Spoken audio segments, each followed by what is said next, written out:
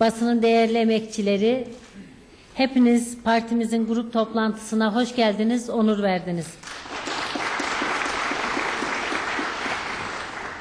Değerli arkadaşlar, ben konuşmama başlarken birkaç önemli yitirdiğimiz değerli insanlarla ilgili onlara olan anılarına olan saygımızı ifade etmek için birkaç cümle ifade ederek konuşmalarıma başlamak istiyorum. Değerli arkadaşlar, 29 Haziran sevgili Orhan Doğan'ın aramızdan ayrılışının 5. yıl dönümü. Hepimizin yüreğinde bir acı hatırı olarak kalan, toplumsal hafızamızdan da asla silinmeyen görüntüleri sevgili Orhan Doğan'la hatırlıyoruz.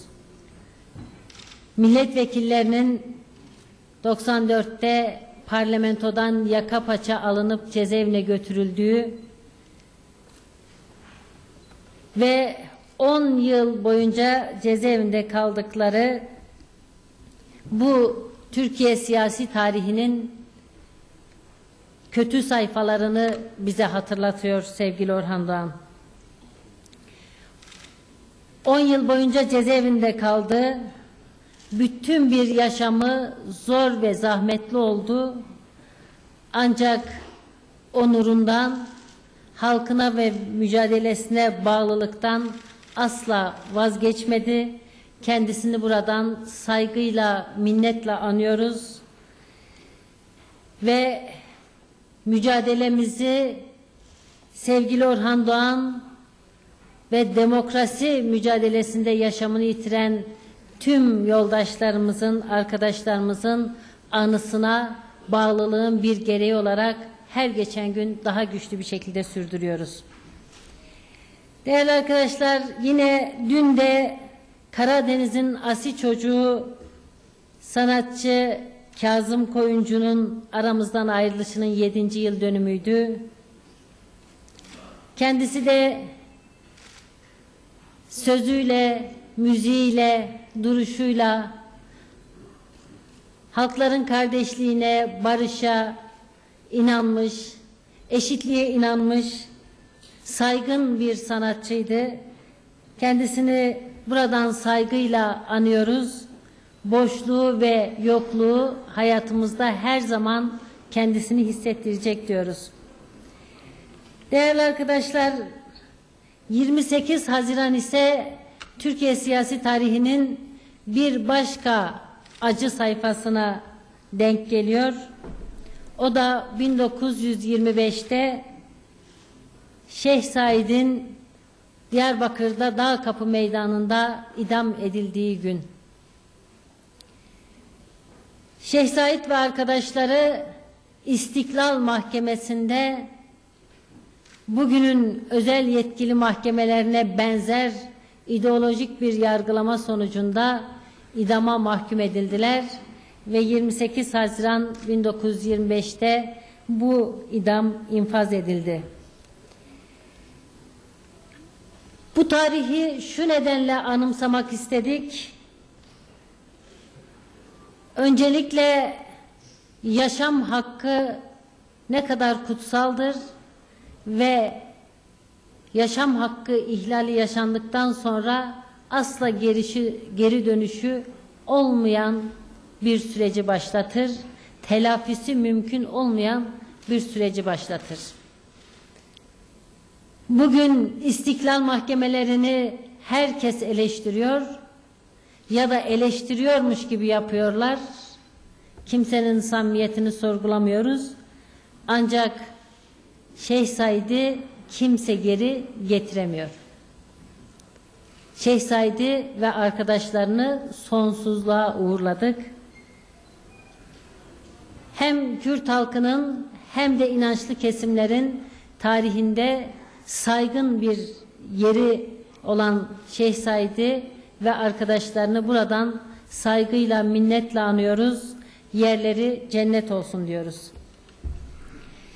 Değerli arkadaşlar, yine bu idam bize şunu gösteriyor ki Kürt sorunu gibi bir halkın varlığı yokluğuyla doğrudan özdeşleşmiş bir sorunu idam dahil hiçbir baskı yöntemiyle ortadan kaldırmaya kimsenin gücü yetmez. 90 yıldır bu ülkede Kürt sorunu şiddetle, baskıyla, devlet terörüyle, idamlarla, ölümlerle, faili meçhul cinayetlerle bastırılmaya, bitirilmeye ve ortadan kaldırılmaya çalışılıyor. Ancak biz bugün Sayın Şeyh Said'in ve arkadaşlarının idam edildiği dönemden çok daha ağır bir şekilde Kürt sorununu yaşıyoruz. Bu uygulamaların ne kadar boş, ne kadar anlamsız, ne kadar dramatik, ne kadar acı olduğu bir kez daha hatırlanmış oldu bu vesileyle. Değerli arkadaşlar, Kürt sorununa ilişkin görüşlerimizi grup toplantımızın ilerleyen dakikalarında daha ayrıntılı olarak sizlerle paylaşacağız.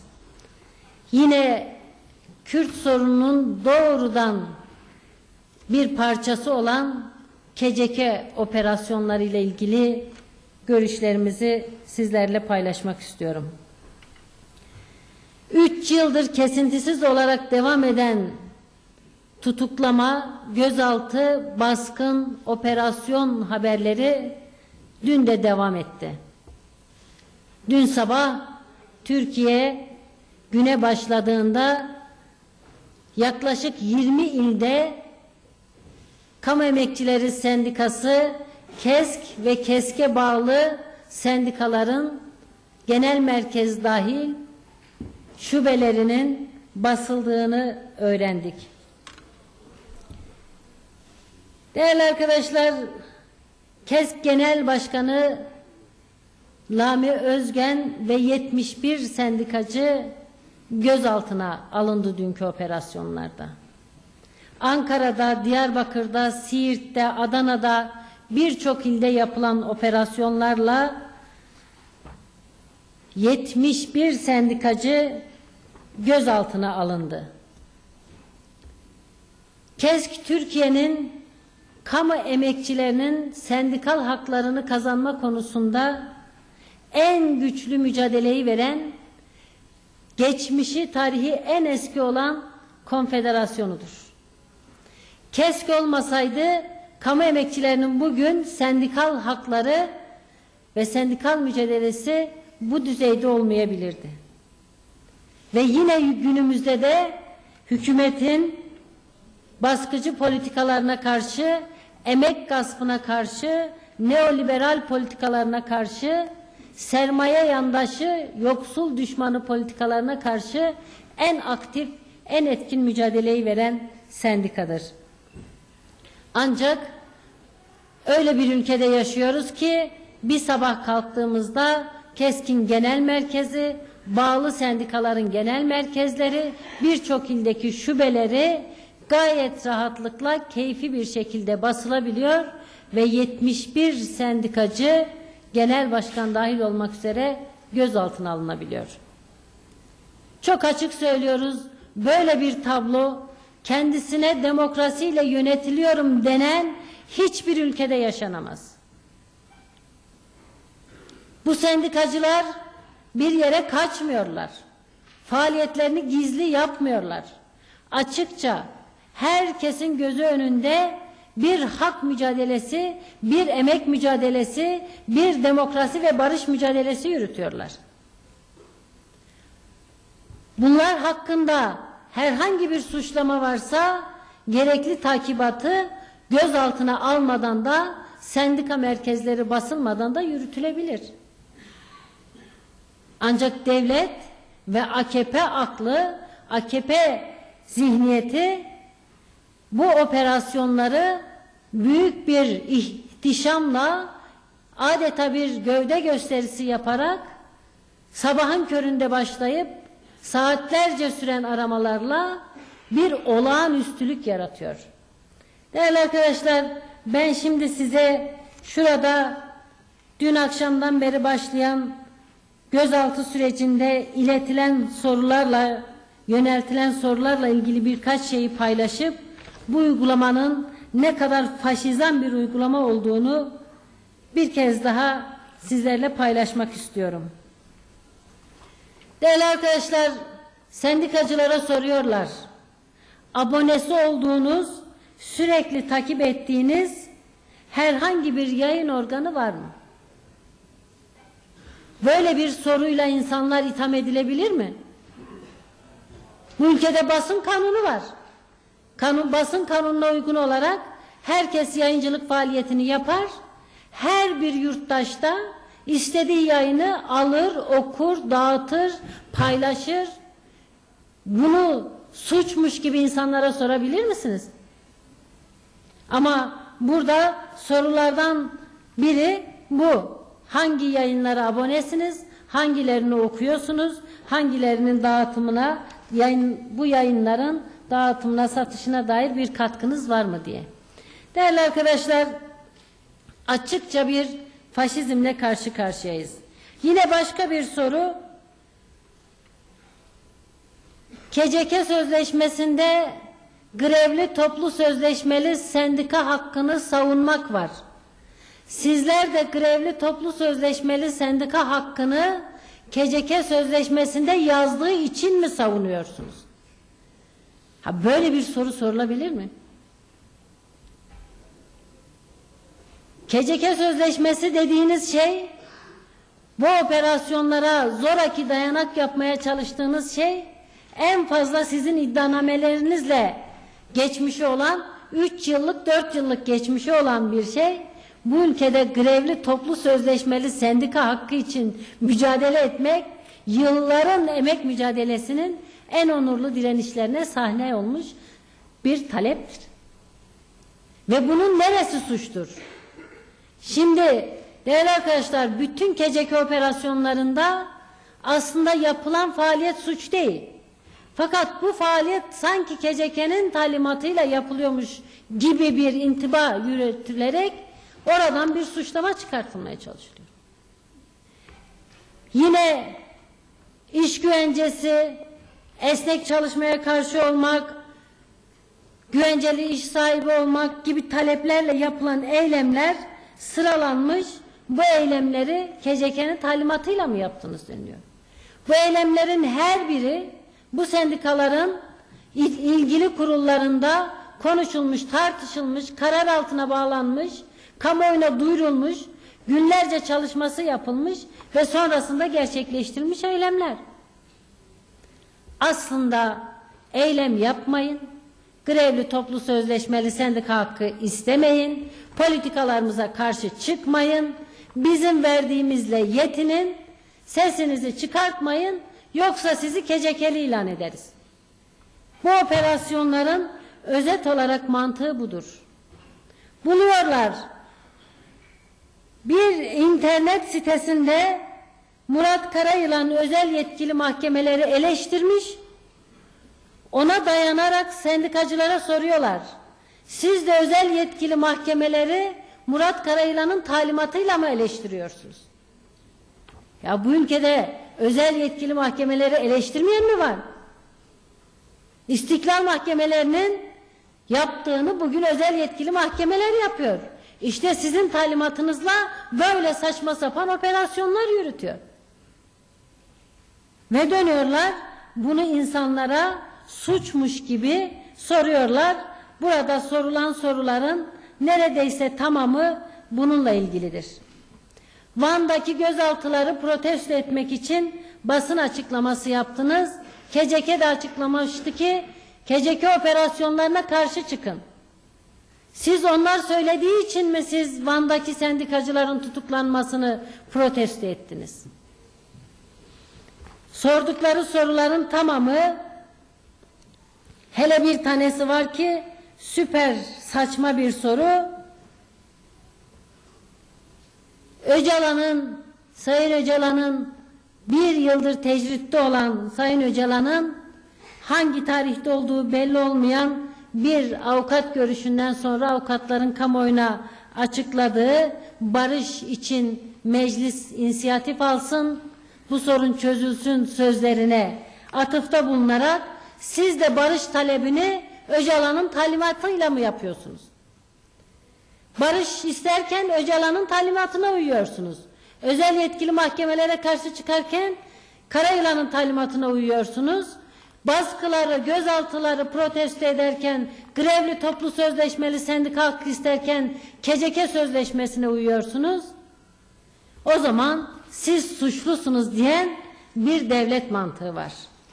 Değerli arkadaşlar, bunlar açıkça bu ülkedeki tüm muhalefet odaklarını susturmak, raptu zapt altına almak, direnmekten vazgeçirmek, AKP'ye biat etmek için bizzat AKP hükümetinin yürüttüğü siyasi operasyonlardır.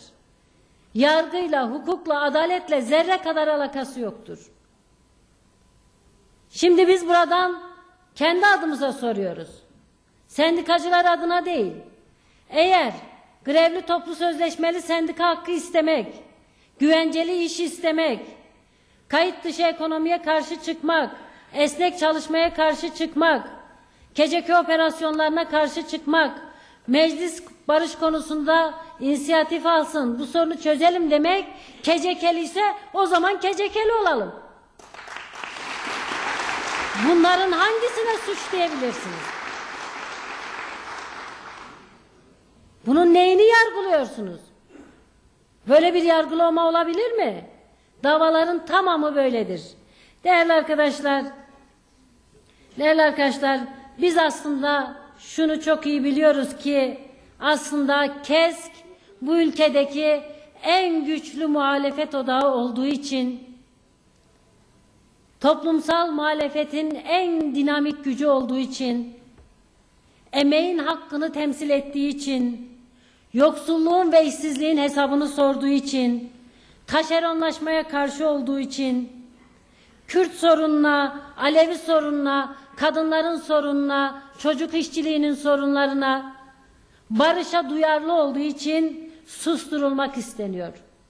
KESK iş cinayetlerine karşı olduğu için susturulmak isteniyor. KESK savaşa değil eğitime ve sağlığa bütçe ayırın dediği için susturulmak isteniyor. KESK halkların kardeşliğine, eşit ve özgür bir yaşama inandığı için susturulmak isteniyor. Buna izin vermeyeceğiz. Kendisine demokratım diyen, bu ülkede demokrasiyi, barışı, emeğin haklarını savunan herkes bugün KESK'li olmalı. Hepimiz en güçlü şekilde direnişler sergileyerek, örgütleyerek bu operasyonun karşısında durmalıyız. Kürtlerin, Türklerin, Lazların, Çerkezlerin, farklı kesimlerden herkesin ortak emek, özgürlük ve demokrasi mücadelesini verdiği en güçlü örgüt olan KESK'i dağıtmaya, işlevsiz bırakmaya, tasfiye etmeye yönelik bu operasyonun karşısında hepimiz durmalıyız. Çünkü yapılmak istenen bizim hep beraber güçlü bir direnişle bu faşizmi yenmemize ve bu faşizmin karşısında direnmekten vazgeçecek mecali kalmamış insanlar haline getirilmek istenmemizle ilgilidir. Sadece bir KESK operasyonu değildir. Buna sessiz kalırsak bunlar 3 yıldır yaptıkları gibi bu operasyonları herkesi ama herkesi itiraz eden, karşı çıkan, hakkını arayan, muhalefet eden, AKP'yi eleştiren herkesi cezaevine gönderen bir süreci sürdürecekler. Değerli arkadaşlar, son bir haftadır Halkların Demokratik Kongresi bileşenlerine yönelik de gözaltı ve baskı operasyonları devam ediyor. Ezilenlerin Sosyalist Partisi'ne yönelik gözaltı operasyonlarında gözaltına alınanlardan 5'i tutuklandı. Bu sabahta Atılım Gazetesi'ne ve Etnik Haber Ajansı'na baskın yapıldı. düşünenleri, konuşanları, yazanları, çizenleri, muhalefet edenleri, zamma karşı çıkanları, emekçilerin hakkını arayanları, herkesi kecekeli diye cezaevine tıkmaya çalışan bir iktidara karşı mücadele en meşru haktır, en insani ve demokratik görevdir. Hepimiz bu görevlere daha fazla sahip çıkmalı, bu faşizmi yenmeliyiz arkadaşlar.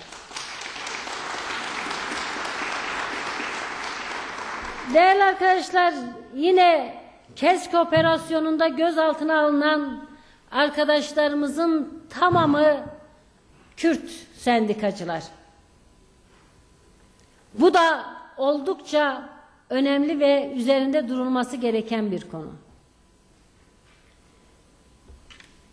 Sağlık emekçilerine yönelik operasyon yapılır. Kürt öğrenciler ve sağlık emekçisi Kürtler gözaltına alınır. Üniversitelerde Kürt öğrencilere yönelik özel bir operasyon yapılır. Kadın çalışmalarında Kürt kadınlarına yönelik, kadın derneklerine yönelik baskınlar, operasyonlar yapılır. Demokratik Özgür Kadın Hareketi devletin, AKP hükümetinin hedef tahtasında. Gazeteciler, Kürt gazeteciler, Kürt aydınlar, yazarlar, politikacılar, yerel yöneticiler, sivil toplum örgütlerinde çalışan Kürtler, açıkça AKP hükümeti Kürtlere karşı özel, ırkçı, ayrımcı bir operasyon yapıyor. Kimse bunu KCK adı altında filan kamufle etmeye kalkışmasın.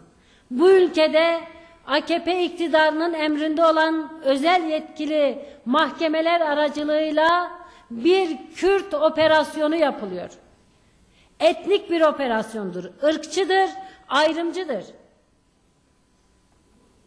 Başka türlü izah edilemez.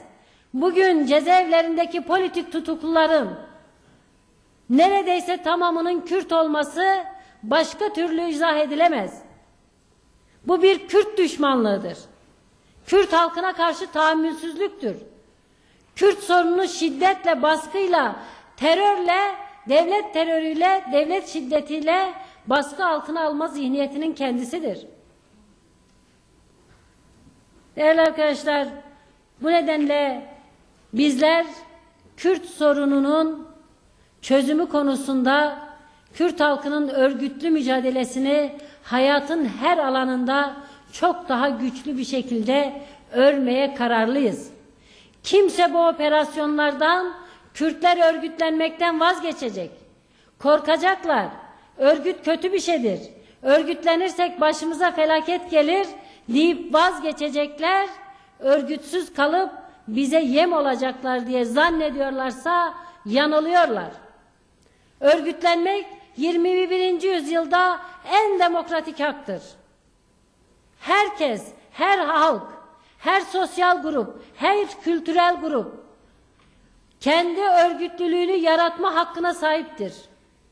Kürt kadınları da örgütlenecek, Kürt emekçiler de örgütlenecek, Kürt işçiler de örgütlenecek, Kürt avukatlar da örgütlenecek.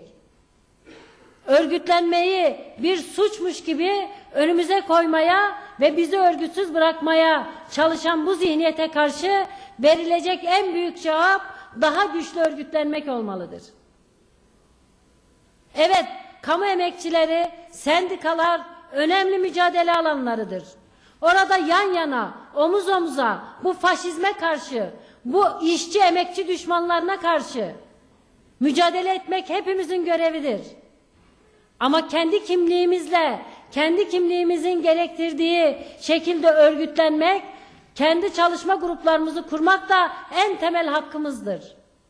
Kimse bunu suç ilan edemez. Bu ülkede 20 milyon Kürt yaşıyorsa 20 milyon Kürt kendisini örgütleyebilmeli, demokratik mücadelesini en güçlü şekilde yürütmelidir. Buna itirazları varsa çıkıp bunu söylesinler. Desinler ki sizler Kürt olarak örgütlenme hakkına sahip değilsiniz.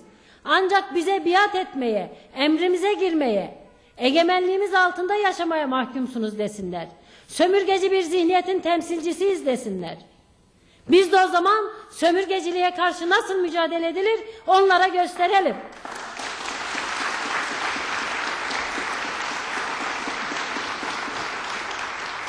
Değerli arkadaşlar, şimdi içeride bu kadar zulüm, bu kadar ırkçılık, bu kadar ayrımcılık, bu kadar baskı, bu kadar faşizm var. Ama başbakanın gündeminde yok. Başbakan çünkü bunu emrini veriyor, talimatını veriyor, mekanizmayı kurmuş, işletiyor. Nasılsa bu operasyonların arkasındayım diye kaç defa fetvasını da verdi. Emrindeki memurları, yargıçları bu baskıyı, bu faşizmi yürütüyorlar. Ama başbakan da bize çıkıp ekranlardan tüm Orta Doğu'ya demokrasi getiren, barış getiren, halkların haklarını savunan söylemler, nutuklar atıyor.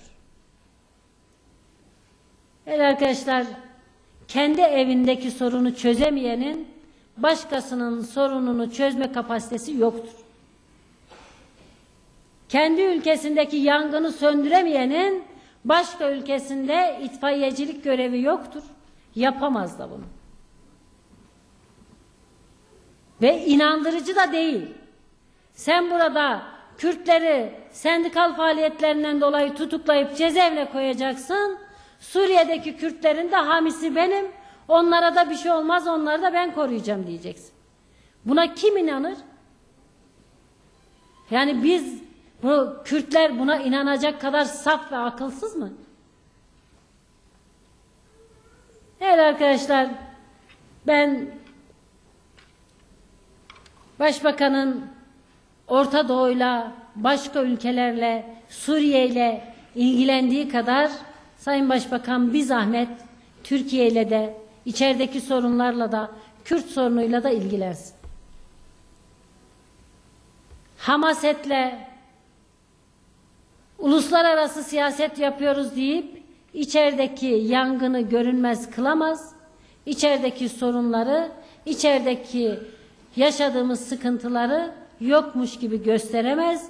Hele hele kendisinin bizzat yönettiği bu baskıcı, bu otoriter, bu tahakküm altına alan, herkesi susturan yönetim anlayışını kimsenin gözünden kaçıramaz. Evet arkadaşlar, Suriye'deki gelişmeler herkesin kaygıyla izlediği, hepimizin de kaygıyla yakından takip ettiği gelişmelerdir. Ben öncelikle Türkiye'nin uçağının düşürülmesini, hele hele 2 pilotun şimdiye kadar henüz kendilerinden haber alınamayacak durumda olmasını büyük bir üzüntüyle karşıladığımızı ifade etmek istiyorum. Bu konuda Sayın Başbakan partilere, mecliste grubu bulunan siyasi partilere gerekli teknik bilgileri vermek üzere bir davette bulundu. Biz de bu davete icabet ettik ve bize gerekli teknik bilgiler sunuldu. Bize sundukları bilgiler, kamuoyuyla da paylaştıkları bilgilerdir. Bu uçağın Malatya'dan kalktığı, eğitim ve test uçuşu yapmak üzere gittiği, Suriye karasularını kısa bir süre ihlal ettiği, sonradan ikinci seferini yaparken Suriye karasularının çok yakınından geçerken vurularak düşürüldüğü yönündeki teknik bilgilerdir. Bu konuda biz Türkiye'nin uluslararası hukuktan doğan bütün haklarını kullanarak konunun takipçisi olması gerektiğini, diplomatik bütün girişimleri yapması gerektiğini ve bu konularda kamuoyunu da zamanında doğru ve tam bilgilendirme sorumluluğunun hükümette olduğunu ifade ettik o görüşmede. Bugün aynı görüşlerimizi tekrarlıyoruz. Uluslararası hukuk ve diplomasi yolları denenmelidir. Bunun üzerinden bu süreç yönetilmelidir. Şimdiye kadar hükümetin yaptığı açıklamalar da bu doğrultuda olduğu için kaygılarımız bir nebze azalmıştır. Ancak bir kez daha tüm Türkiye kamuoyuna açıkça şunu ifade etmek istiyoruz ki yaşanan bu elim olaydan dolayı bu yaşanmaması gereken, herkesi üzen bu olaydan dolayı bundan sonraki süreçte daha kötü sonuçlar doğurabilecek başka tutum ve davranışlar içerisinde olunmaması gerekiyor. Telafisi mümkün olmayan yollara girilmemesi gerekiyor. Bu konuda Türkiye'de tüm kamuoyunun, halkın beklentisi, Türkiye'nin büyük bir risk almadan Suriye operasyonunda başkaları adına görev almadan kendi haklarını koruma noktasında durmasıdır. Değerli arkadaşlar, yalnız iki şeyi birbirinden ayırarak konuşmamı sürdürmek istiyorum. Evet, bu uçağın düşürülmesi kapsamında Türkiye hakkını aramalıdır. Uluslararası hukukun el verdiği bütün yolları, diplomasinin el verdiği bütün yolları deneyerek bu süreci dikkatli bir şekilde yönetmeli, hakkını aramalıdır. Ancak bu konuyu AKP hükümetinin Suriye politikasından ayırarak da Suriye politikasına ilişkin birkaç şey söylemek istiyorum. Öncelikle söylemek istediğim şudur ki bizler hiçbirimiz ve Türkiye halkı hala AKP hükümetinin Suriye politikasını bütün boyutlarıyla, açıklığıyla bilmiyoruz. Ne meclise, ne siyasi partilere, ne kamuoyuna bu konuda açık bir bilgilendirme yapılmamıştır. Paylaşılmamıştır. Kamuoyunun bu konudaki görüşleri alınmamıştır. Her konuda toplantılar yapan, her konuda görüş alışverişinde bulunan AKP iktidarı Orta Doğu bir kaynayan kazan, komşumuz Suriye'de kan akıyor, askeri operasyon dahil her türlü müdahale seçenekleri tartışılıyor. Ne yapalım, gelin beraber konuşalım dememiştir kimseye. Biz öncelikle bunu öneriyoruz. AKP hükümeti iktidar olabilir. Meclisin çoğunluğunu elinde bulundurabilir. Bu kadar kritik ve tarihi bir süreçte tek başına politika belirleme hakkını bu iktidara vermez. Öncelikle Türkiye kamuoyuyla, demokratik çevreleriyle, sivil toplum örgütleriyle bu konuyu konuşmalı, tartışmalı, siyasi partileriyle süreci paylaşarak ortak bir politika oluşturmalıdır. Bunu yapmadığı sürece kendisinin belirlediği ve kamuoyuna yeterince bilgi vermediği politikalar etrafında bir milli mutabakat araması doğru bir yaklaşım olmayacağı gibi sonuç alabilecek bir yaklaşım da değildir. Tarihin önemli ve kritik bir sürecinden geçiyoruz. Orta Doğu'da bütün taşlar yerinden oynadı. Suriye'deki sürecin nereye evrileceği oldukça tartışmalı. Bölgesel bir savaş riski de taşıyor, bir mezhep savaşı riski de taşıyor. Bu kadar büyük risklerin olduğu bir süreçte sadece ve sadece ben orada zulmeden, halkına zulmeden bir iktidar var, onun devrilmesi için elimdeki imkanları kullanırım diyen, bu kadar yuvarlak konuşan bir iktidar politikasıyla Türkiye bu süreci yönetemez. Değerli arkadaşlar, biz öncelikle hem partimiz adına hem BDP blok milletvekilleri adına böyle bir paylaşım beklediğimizi sadece bilgilendirme değil, bizim görüşlerimizin de kıymetli olduğu bir paylaşım beklediğimizi ifade etmek istiyorum. Çünkü dün bazı basın yayın kuruluşlarında yer alan bilgilerden aslında Türkiye'nin orada Kürtleri de bir şekilde silahlı Arap muhalefetine dahil edebilecek bir politika izlediği ve bununla ilgili çalışmalar yaptığına dair haberler duymaya başladık. Biz bunu oldukça riskli, oldukça problemli ve yanlış buluyoruz. Türkiye'nin işi değildir. Eğer Türkiye demokrasiden, eşitlikçi, özgürlükçü bir yönetim anlayışından yanaysa söyleyebileceği bunlarla sınırlıdır. Yapabileceği faaliyetler de bunlarla sınırlıdır. Kürtlerin özellik talebiyle ilgili görüşü nedir? Açıklasın. Oradaki diğer halkların, farklı inanç gruplarının yaşam güvencesi ne olacak? Kendilerini nasıl örgütleyecekler? Bunlarla ilgili politik görüşlerini açıklayabilir. Ama orada bir silahlı muhalefet yaratmak, silahlı muhalefeti desteklemek ve onlar üzerinden bir operasyon yapmak, hele hele Kürtleri de bu silahlı muhalefetin bir parçası haline getirmeye yönelik politikalar izlemek asla kabul edilebilecek bir şey değildir.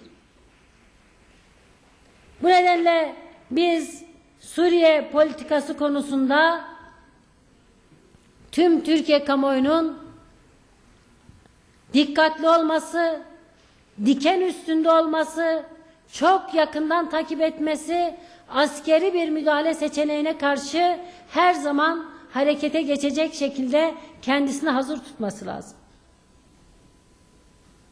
Türkiye'nin işi değildir başka bir rejimi askeri operasyonla yıkmak. Bunu laf olarak söylüyorlar. Biz askeri operasyon seçeneğinden yana değiliz diyorlar. Ama gidişat nereye doğru? Doğrusu kaygı duyuyoruz. Bu konularda Türkiye kamuoyuna, herkese çok açık olunmalı, doğru bilgiler verilmeli, kamuoyunun beklentileri, halkımızın beklentileri, Türkiye halkının beklentilerini karşılayan bir politikaya hızlı bir şekilde AKP hükümeti dönmelidir. İktidarlar devletin bazı kurumlarıyla paylaşarak bir politika belirleme, bu kadar önemli konularda politika belirleme hakkına sahip değildir. Değerli arkadaşlar, önemli konular var gündemimizde. Ben birkaç konuya daha özet olarak değinip grup konuşmamızı bitirmek istiyorum. Bunlardan birisi biraz önce de yakıcı olarak yaşadığımız sendikacıların tutuklanması vesilesiyle KCK operasyonlarını konuştuk. 2 Temmuz'da da İstanbul KCK davası başlıyor. Partimizin il başkanının, il eş başkanlarının, ilçe başkanlarının, yöneticilerinin, parti meclis üyelerinin, Anayasa Komisyonu üyemiz Sayın Büşra Ersanlı'nın yargılandığı bir dava bu dava. Açıkçası partimizin tüm faaliyetlerini bu dava kapsamında mahkum etmeye çalışan arkadaşlarımızı bu dava kapsamında tutsak alan bir yaklaşım ve bir zihniyet var. 2 Temmuz'da hepimiz Silivri'de olmalıyız. O duruşma salonunun önünde bu davanın ne kadar haksız, hukuksuz, adaletten uzak, siyasi bir dava olduğunu haykırmalıyız ve bu duruşmadan arkadaşlarımızın özgürlüğüne kavuşarak çıkmaları gerektiğini buradan bir kez daha ifade ediyorum. Arkadaşlarımız derhal serbest bırakılmalı. Sayın Büşra Ersanlı, parti yöneticilerimiz, siyaset akademisine giden, gelen, eğitim veren, çalışmalarına katılan, kapısının önünden geçen, açılış programına katılıp kurdaleyi kesen, herkesin yargılandığı bir dava. O nedenle hepimiz en güçlü şekilde 2 Temmuz'da davanın görüldüğü yerde Silivri'de olmalıyız. Bu haksız hukuksuz davaya karşı tavrımızı ortaya koymalıyız.